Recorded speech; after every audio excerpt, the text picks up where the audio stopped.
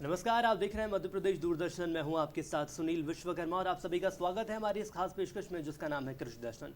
किसान भाइयों, कृषि दर्शन एक ऐसा कार्यक्रम है जिसमें किसान भाइयों से जुड़ी हुई तमाम जानकारियां हम आप तक साझा करते हैं और इसके अलावा तमाम ऐसी जानकारियां देते हैं जिसके माध्यम से कृषि को लाभ का धंधा बनाया जा सकता है, क्योंकि किसान भाइयों के ऊपर ही उम्मीद है और सपने हैं कि आखिर आने वाले वक्त में कृषि को आखिर कैसे बेहतर बनाया जा सकता है। और आज हम बात करने वाले हैं जैविक खेती की। जैविक खेती जो कि परंपरागत खेती के बाद जैविक खेती आती है और इसमें आधुनिक तकनीक का उपयोग हम कैसे कर सकते हैं। तो आज खास मेहमान हमारे साथ जुड़े हुए हैं। सबसे पहले परिचय मैं आपका उनसा करा देता हूं। हमारे साथ डॉक्टर अशोक कुमार वर्मा जी जुड़े हैं, वरिष्ठ कृषि वैज्ञानिक हैं। आप रविंद्रनाथ टैगोर विश्वविद्यालय रायसेन में पदस्थ हैं। सर, स्वागत है आपका मध्य प्रदेश दूरदर्शन। नमस्कार सभी किसान भाइयों को नमस्कार। सबसे पहले हम यदि किसान भाइयों की हम बात करते हैं सर, तो देखा गया है कि जैविक खेती को लेकर तमाम सवाल रहते हैं। मैं समझना चाहूँगा आपके माध्यम से जैविक खेती आखिर क्या है और किसान इसका कैसे उपयोग कर सकते हैं, कैसे इसमें फ़ायदे हासिल कर सकते हैं। नमस्कार किसान भाइयों। जैसे कि जैविक खेती के शब्द से ही अर्थ है कि जिसमें जैव शब्द जुड़ा हुआ है, मतलब जीवांश होना चाहिए, है ना। ऐसी खेती जिसमें हम जीवांश की मात्रा हम बढ़ाएं और जिससे हमारे खेत का उत्पादन, हमारी ज़मीन सुधर सके, हमारे वायुमंडल सुधर सके, हमारा नेचर सुधर सके। ऐसी खेती को हम जैविक खेती कहते हैं। हमें जैविक खेती में ना ही हमें कीटनाशक का उपयोग करना है, ना ही हमें खरपतवार नाशक का उपयोग करना है, ना ही हमें फर्टिलाइज़र उपयोग करना है और ऐसे बीज नहीं उपयोग करना है जो जैविक खेती को सपोर्ट नहीं करते हैं, है ना। तो जैविक खेती कुल मिला के जीवांश पदार्थों का हमें जानवर, जिसमें हमारे जानवर भी शामिल होंगे, ऐसे सम्मिलित खेती को हम जैविक खेती कहते हैं। बिल्कुल। इसके अलावा यदि आधुनिक तकनीक की हम बात कर लेते हैं, तो आखिर आधुनिक तकनीक या उन्नत तकनीक का इस्तेमाल करके कैसे इसे बढ़ाया जा सकता है, कैसे इसके फ़ायदे हासिल कर सकते हैं, और यदि आर्थिक रूप से हम बात करें तो किसान भाई कैसे आर्थिक स्थिति उनकी बेहतर हो सकती है। देखिए, किसान भाई हमारी जो परंपरागत जो खेती किसान भाई सालों से कर रहे हैं। हमारे 100-200 साल, 300 साल हमारी जो खेती का जो हमारा उद्गम हुआ है, कम से कम हजारों साल से हम लोग खेती कर रहे हैं, हमारे किसान भाई कर रहे हैं। परंपरागत खेती का ही एक परिवर्तित रूप हम जैविक खेती हम जिसे बोल रहे हैं। हम कई सालों से ये खेती करते आए हैं, लेकिन कुछ वर्षों से हम 50-60 सालों से पीछे जाएंगे तो इसमें हमारे आपके खरपतवार नाशक, आपके फर्टिलाइज़र और आपके कीटनाशक, फफूंदनाशक, इसका हम कंटिन्यूस 50 साल 60 साल से हम इसका खेतों में इसका लगातार उपयोग कर रहे हैं। इसको कम करके हमारे किसान भाई इसको कम करके इन जो जैव पदार्थों का या जैविक कीटनाशकों का या जैविक खरपतवार नाशकों का हम इसको उपयोग करके हमारी जैविक खेती को हम उन्नत तकनीक करके हमारी लागत को भी कम कर सकते हैं। सर, पोषक प्रबंधन की बात भी मैं समझना चाहूँगा कि आखिर पोषक प्रबंधन किस तरह से किया जा सकता है, क्या इसके प्रकार रहते हैं, क्या इसकी रूपरेखा रहती है। जी देखिए, अभी तक तो हम समन्वित पोषक प्रबंधन की बात करते थे कि हम इसमें हम यूरिया भी डालें, डीएपी भी डालें और पोटाश भी डालें।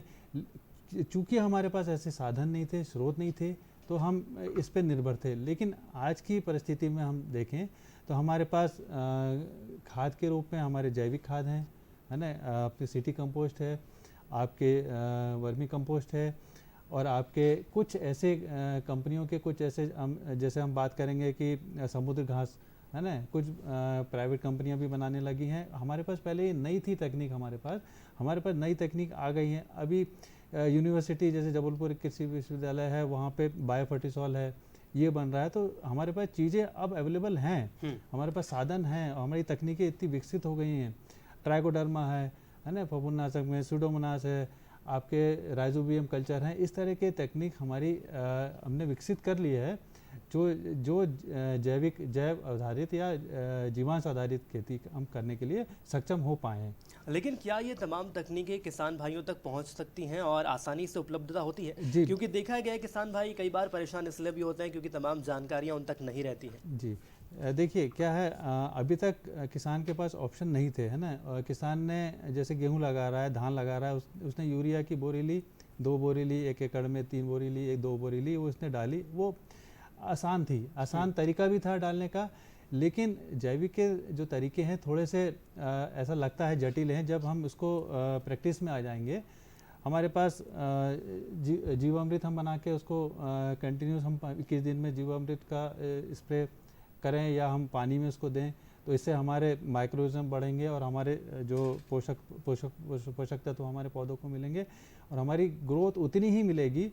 लोगों की ऐसी धारणा है, किसान भाइयों को एक बात मैं समझा दूं कि ऐसी धारणा है कि हम जैविक खाद दे के हम उस स्तर पे नहीं पहुंच पाएंगे, ये ऐसी धारणा है। लेकिन पहले साल में थोड़ा सा कम उत्पादन आएगा, ये भी नहीं। अगर मान लो हम प्रैक्टिसेस हम ऐसे अपनाएं, हम जैविक खाद प्रॉपर उसमें डालें और तो हम उस लेवल तक पहले साल में ही पहुंच सकते हैं।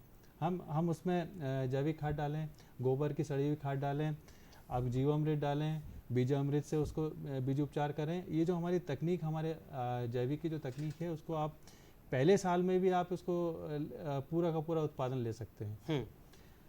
बिल्कुल सर, आपने यहाँ पर जीवामृत की बात की है। समझना चाहेंगे किसान भाई आखिर जीवामृत बनाने की विधि क्या है? देखिए, जीवामृत बनाने के लिए बहुत साधारण तरीका है। किसान भाइयों को 200 लीटर पानी में जीवामृत एक ड्रम आप ले लें, उसमें तांबे का या किसी उसका धातु का नहीं होना चाहिए, प्लास्टिक का ड्रम हो, उसको आप ले लें। उसमें 200 लीटर आपको जीवामृत बनाने के लिए आपको 5 किलो गुड़ चाहिए, 5 किलो गौमूत्र चाहिए और आपको पीपल या बरगद के पेड़ की मिट्टी, नीचे की मिट्टी करीब 2 किलो मिट्टी चाहिए। उसको आप लेके और गुड़ आपको 3 किलो से 5 किलो आपका गुड़ होना चाहिए और बेसन आप उसमें मिला लें। ये सब चीज़ को मिला लें और उसको आप 200 लीटर पानी में मिला के उसको 7 दिन तक उसको छोड़ दीजिए और उसको एंटी क्लॉकवाइज और क्लॉकवाइज को घुमाते रहिए। सुबह, दोपहर, शाम को 3 बार उसको घुमाना है और 7 दिन के अंदर आपका जीवामृत तैयार हो जाएगा। जीवामृत को आप उसको फर्टिगेशन टैंक के माध्यम से भी दे सकते हैं या आप वेंचुरी लगा के उसको दे सकते हैं, या आपके पास अगर मान लो स्प्रिंकलर इरिगेशन की सुविधा है तो उसमें भी आप जीवामृत चला सकते हैं, ड्रिप इरिगेशन में भी चला सकते हैं। ये जो तरीके हैं, आप जीवामृत बना के आप 20 दिन में, 20 से 21 दिन में जब सिंचाई कर रहे हो, जैसे अभी रबी का मौसम है तो सिंचाई कर रहे हो, तो 20-21 दिन में हर बार आप जब भी पानी चलाएं तो जीवामृत उसमें चला दें। इसके अलावा आप पोषक प्रबंधन की बात करेंगे तो सीवीड एक्सट्रैक्ट जिसे हम बोलते हैं, समुद्र घास, उसको आप बोनी के कम से कम 20-21 दिन बाद जब पौधों की पैदावार, जब बढ़वार होती है, ग्रोथ, वेजिटेटिव ग्रोथ होती है, तो उस टाइम में आप समुद्र घास, बहुत सारी कंपनियां बनाने लगी हैं, लेकिन किसी कंपनी विशेष का मैं नाम नहीं लेना चाहता, है ना। कोई भी अच्छी कंपनी का आप समुद्र घास जो वो होता है, सीवीड एक्सट्रैक्ट होता है, उसको आप 10 किलो 1 एकड़ में आप उसको डाल दीजिए और 1-2 आप 1 स्प्रे 2 स्प्रे आप जो बायोफर्टिसॉल आ रहा है जबलपुर यूनिवर्सिटी का, जो उनका रिसर्च प्रोडक्ट है, उससे बहुत अच्छे रिजल्ट हैं जी। अब पोषक प्रबंधन आप ये प्रॉपर करेंगे तो आपको उत्पादन में कमी नहीं आएगी, ये मैं गारंटी के साथ। बिल्कुल सर, उत्पादन में कमी नहीं आएगी और कोशिश भी यही रहनी चाहिए कि उत्पादन में कमी ना आए और लगातार ऐसी जानकारी हम आप तक साझा करते रहेंगे। लेकिन फिलहाल यहाँ पर एक छोटे से ब्रेक का वक्त है, ब्रेक के बाद जल्द लौटेंगे। देखते रहिए कृषि दर्शन।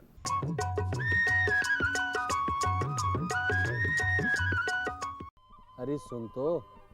मुझे क्या सुनाना चाहते हो? जो सुनाओ मेरी सौतन को। किसको? अरे वही तुम्हारा मोबाइल फोन जिससे सुबह शाम दिन रात चिपके रहते थे और कहते थे किसान कॉल सेंटर से बातें हो रही हैं।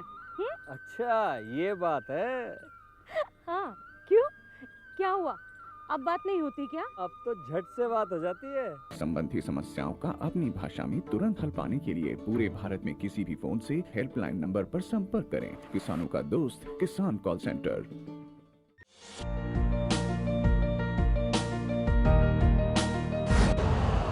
यूरिया का स्वदेशी उत्पादन 70 लाख टन बढ़ाने के लिए 6 उर्वरक संयंत्रों का उद्धार किया जा रहा है।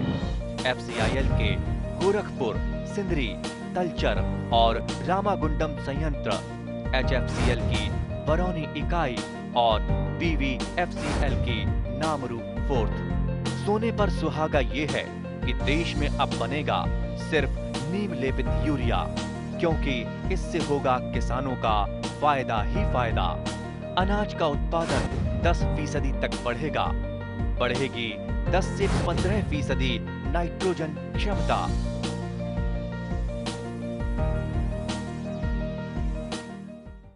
तो ब्रेक के बाद एक बार फिर आप सभी का स्वागत है। खास मेहमान लगातार हमारे साथ बने हुए हैं और ब्रेक पर जाने से पहले हमने पोषक प्रबंधन की बात करी थी।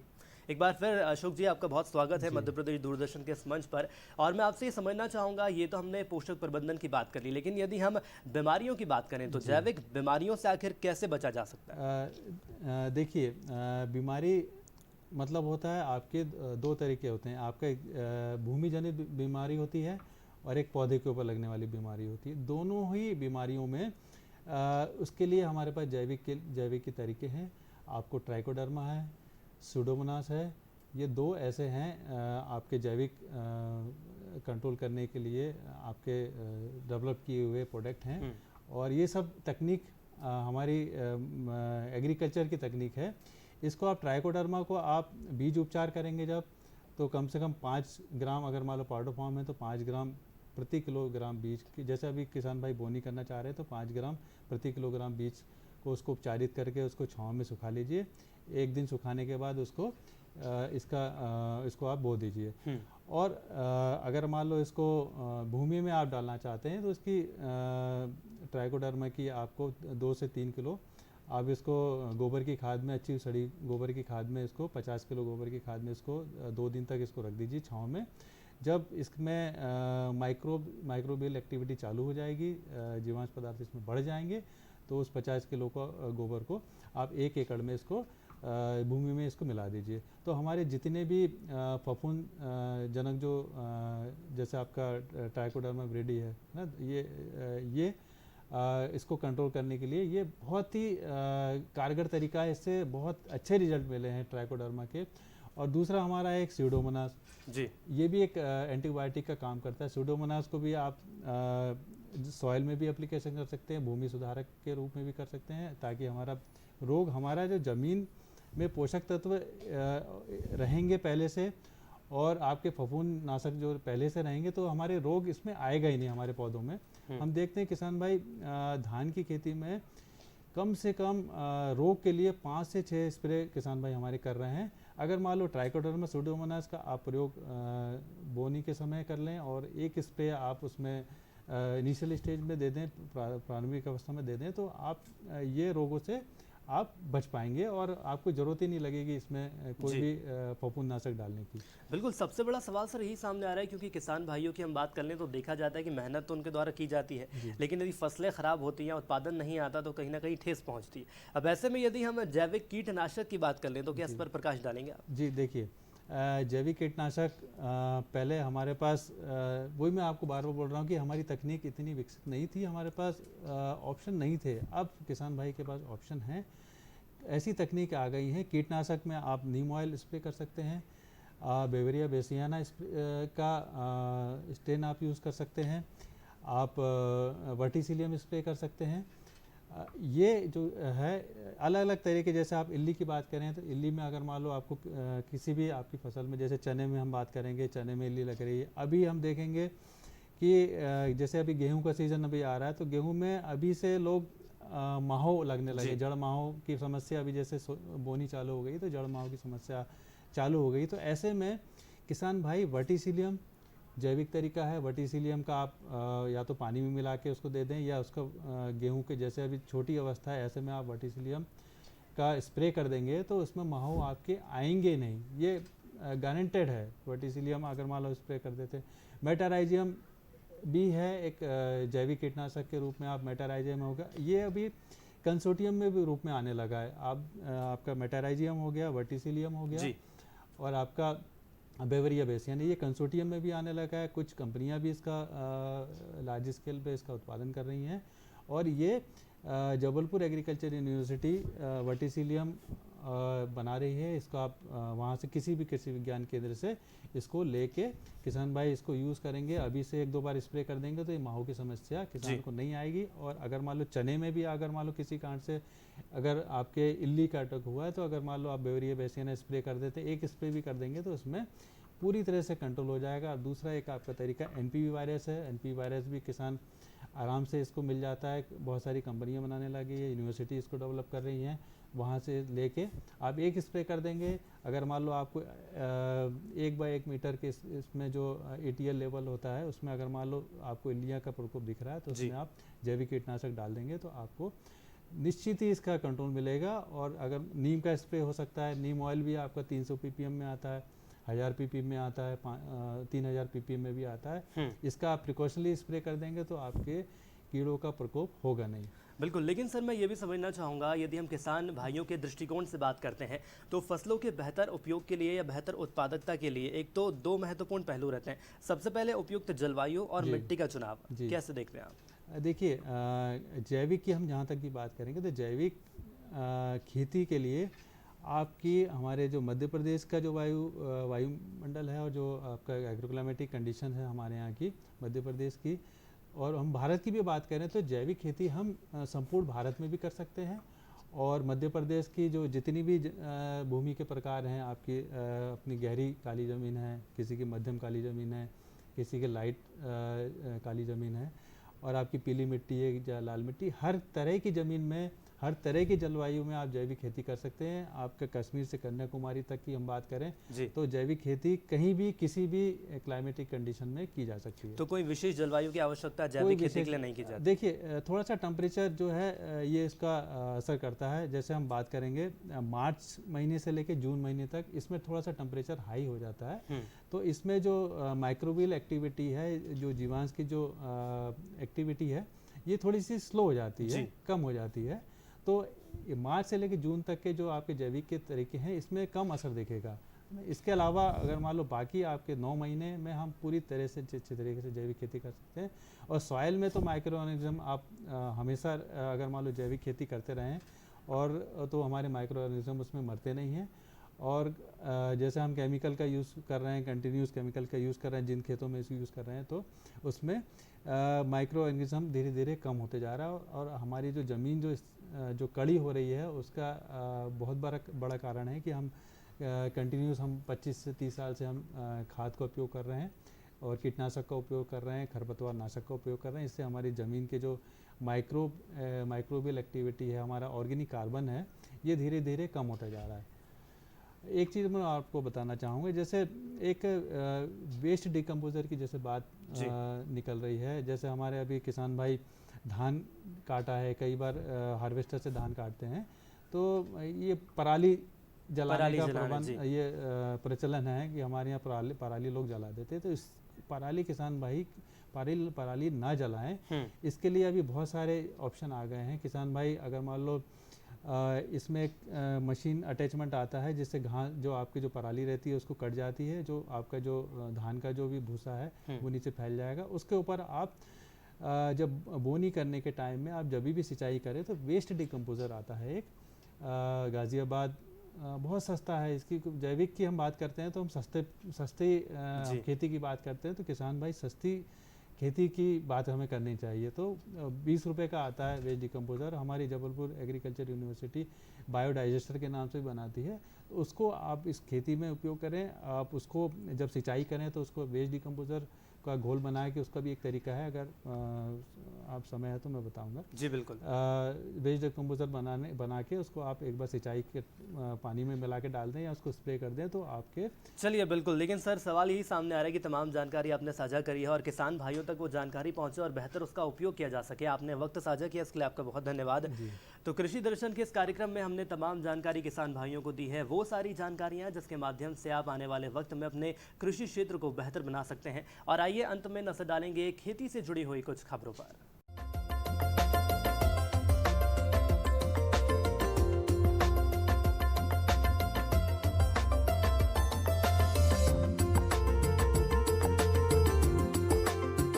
नमस्कार, खबरें खेती में आपका स्वागत है। आइए नजर डालते हैं आज के प्रमुख समाचारों पर। गेहूं की उन्नत खेती, उद्यानिकी में सामयिक कार्य, चने की इल्ली से रोकथाम, पावर टिलर चलित निदाई गुड़ाई यंत्र, कृषि वैज्ञानिकों की सलाह। और अब खबरें विस्तार से। गेहूं की उन्नत खेती। गेहूं की बुआई के लिए तापमान अनुकूल है, इसलिए पर्याप्त नमी होने पर गेहूं की बुआई करें। सिंचित अवस्था के लिए अनुशंसित किस्में MP 1203, MP 3382, GW 322, GW 366, HI 1544, HI 8759, MPO 1215, प्रतिबंधित सिंचाई अवस्था के लिए अनुशंसित किस्में MP 3288, MP 3173, MP 1202, गैर सिंचित स्थिति के लिए अनुशंसित किस्में JWS 17, MP 3020, HI 8627, देर से बोई गई स्थिति के लिए अनुशंसित किस्में लोक ZW 4010, ZW 1202। किसान भाई बीज जनित रोगों की रोकथाम हेतु बीजोपचार आवश्यक है।